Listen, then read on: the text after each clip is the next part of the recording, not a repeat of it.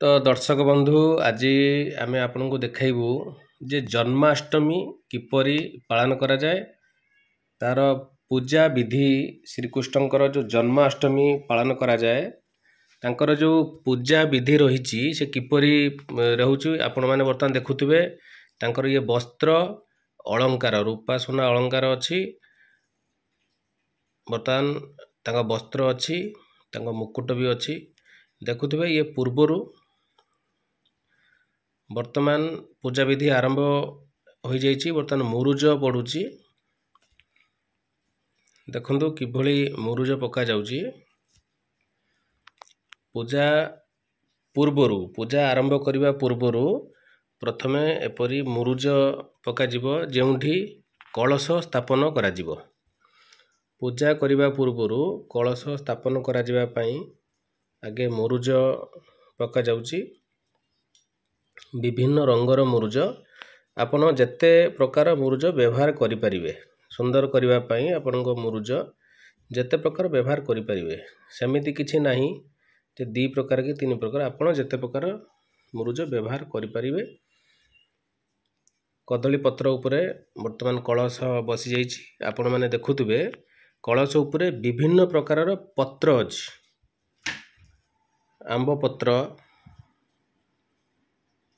ବରକୋଳି ପତ୍ର, ଫୁଲ, ଦୁବ ପରି ବିଭିନ୍ନ ପ୍ରକାର ପତ୍ର ରଖାଯାଇଛି। ଫୁଲରେ ସଜା ହେଉଛି। ବର୍ତ୍ତମାନ ପୂଜା କାର୍ଯ୍ୟ ଆରମ୍ଭ ହେବ। କଳସରେ ବର୍ତ୍ତମାନ ଗଙ୍ଗା ଜଳ ପଡ଼ିଛି। ତାପରେ ଆପଣଙ୍କର ଯେଉଁ ପଞ୍ଚାମୃତ ପାଇଁ ଆପଣଙ୍କର ଦହି, କ୍ଷୀର, ମହୁ ଏବଂ ମିଶ୍ରି ପକାଇକି ପଞ୍ଚାମୃତ କରାଗଲା। ଏବଂ ପଞ୍ଚାମୃତ କରିବା ପରେ ବର୍ତ୍ତମାନ ପ୍ରଦୀପ ପ୍ରଜ୍ୱଳନ ହେବ। ଦେଖନ୍ତୁ କିପରି ଶ୍ରୀକୃଷ୍ଣଙ୍କର ଜନ୍ମାଷ୍ଟମୀ ପାଳନ କରାଯାଉଛି। ପ୍ରଦୀପ ପ୍ରଜ୍ୱଳନ ହୋଇଯାଇଛି। ଏହାପରେ ପୂଜା କାର୍ଯ୍ୟ ଆରମ୍ଭ ହୋଇଗଲାଣି।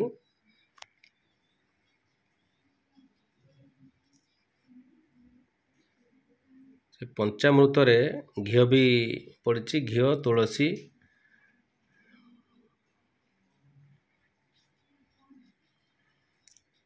ପାଞ୍ଚ ପ୍ରକାର ସାମଗ୍ରୀ ପକାଇ ପଞ୍ଚାମୃତ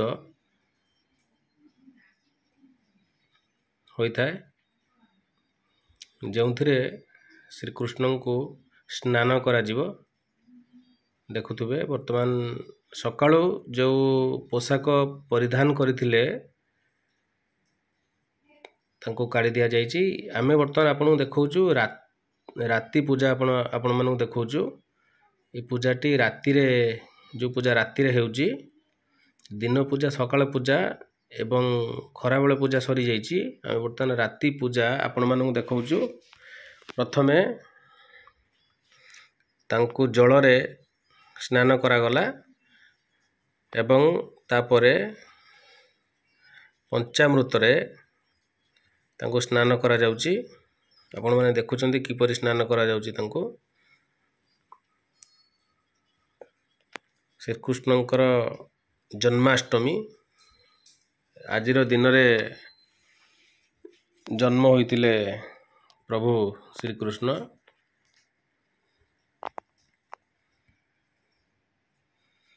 ପଞ୍ଚାମୃତର ସ୍ନାନ ପରେ ତାଙ୍କୁ ଜଳରେ ଭଲ ଭାବେ ସ୍ନାନ କରାଯାଉଛି, ପରିଷ୍କାର କରାଯାଉଛି।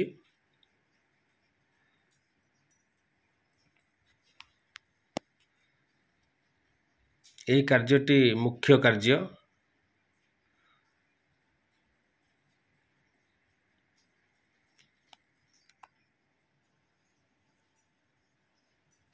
ଏହାପରେ ପ୍ରଭୁଙ୍କୁ ବସ୍ତ୍ର ପରିଧାନ କରାଯିବ। ନୂତନ ବସ୍ତ୍ର ପୁଣି ପରିଧାନ କରିବେ। ସକାଳେ ଏକ ବସ୍ତ୍ର ପରିଧାନ କରିଥିଲେ, ବର୍ତ୍ତମାନ ରାତିରେ ଜନ୍ମାଷ୍ଟମୀ ଉପଲକ୍ଷେ ପୁଣି ନୂତନ ବସ୍ତ୍ର ପରିଧାନ କରିବେ।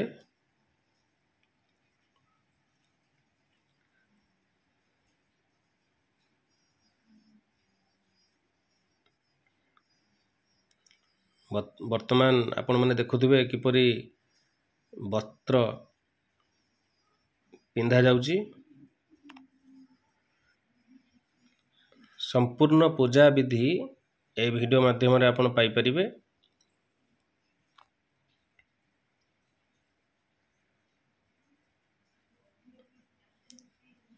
ବସ୍ତ୍ର ପରିଧାନ ପରେ ସମସ୍ତ ଅଳଙ୍କାର ବର୍ତ୍ତମାନ ପିନ୍ଧିବେ ପ୍ରଭୁ ଶ୍ରୀକୃଷ୍ଣ।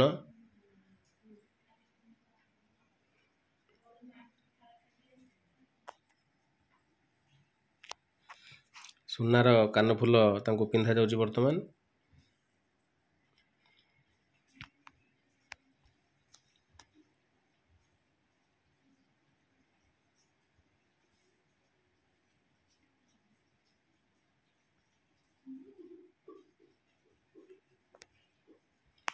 ଏହାପରେ ହାତରେ ଯେଉଁ ବଳା, ରୂପା ବଳା ପିନ୍ଧା ଯାଉଛି କିପରି ଦେଖନ୍ତୁ।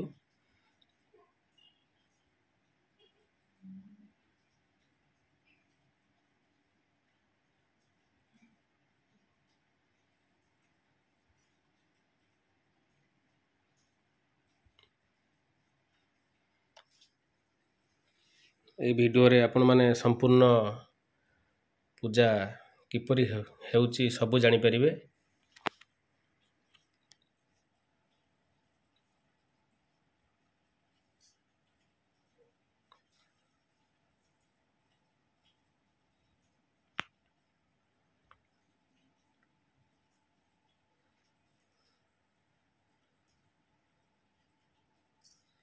ବର୍ତ୍ତମାନ ହାର ପିନ୍ଧାଗଲା। ହାର ପରେ ଡିଜାଇନ୍ ହାର ବି ଆପଣ ଯେତେ ପ୍ରକାର ହାର ଯେମିତି ବି ହାର ପିନ୍ଧେଇ ପାରିବେ।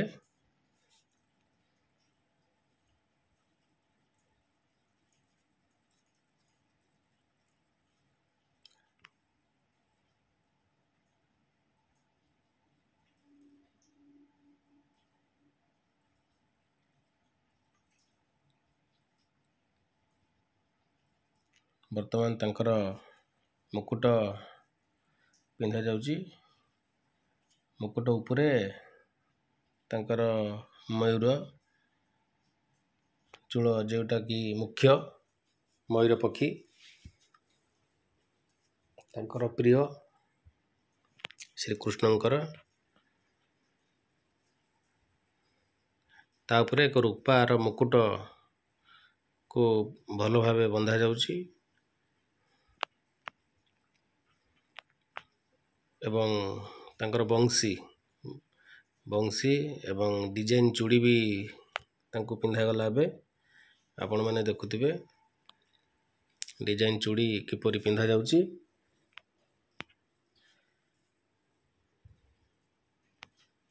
ବଂଶୀ ତାଙ୍କ ହାତରେ ବର୍ତ୍ତମାନ ଦିଆଗଲା। ବଂଶୀ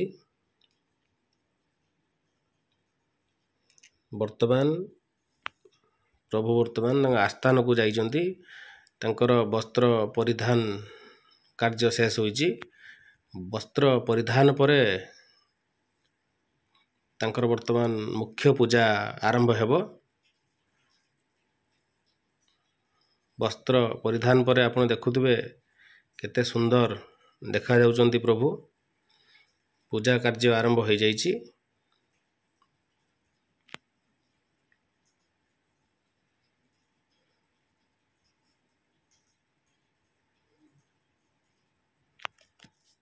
ଏ ହେଉଛି ରାତ୍ରି ପୂଜା ଆପଣମାନଙ୍କୁ ଆମେ ଦେଖାଉଛୁ।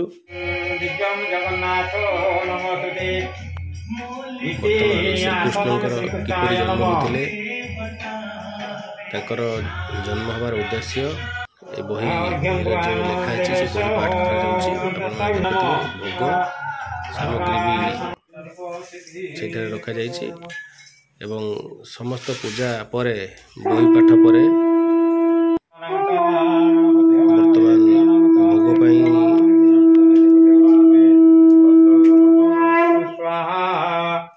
ଭୋଗ କାର୍ଯ୍ୟ ଚାଲିଥିବା ବେଳେ ବର୍ତ୍ତମାନ ଘିଅ ପୋଡ଼ା ହେଉଛି।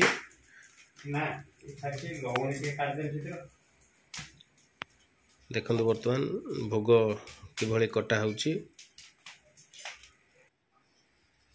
ଭୋଗ ସବୁ ରେଡି ହେଇଗଲା। एवं भगवान को समर्पण करागला भोग विभिन्न प्रकार भोग 16 प्रकार भोग समर्पण करा जाए भगवान को।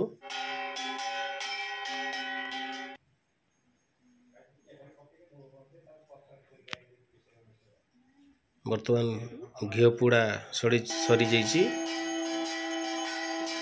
वर्तमान आलती कार्य आरंभ हो गला। आलती किपरि हेउछि आपण माने देखंतु।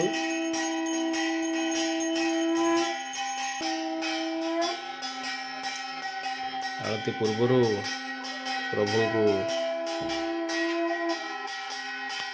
महू एवं लहुणी चाखिबा को दिया जाउछि। महू एवं लहुणी प्रथमे महू तापर लहुणी प्रभु को चाखिबा को दिया जिवो। तापरे आलती कार्य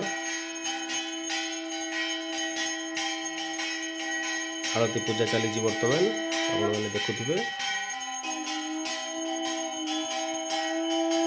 आलती परे प्रभु को पूजा संपूर्ण हो जाइए। वर्तमान देखंतु केडे सुंदर देखा जाउचंती प्रभु श्रीकृष्ण। श्रीकृष्ण को पूजा संपूर्ण होइला।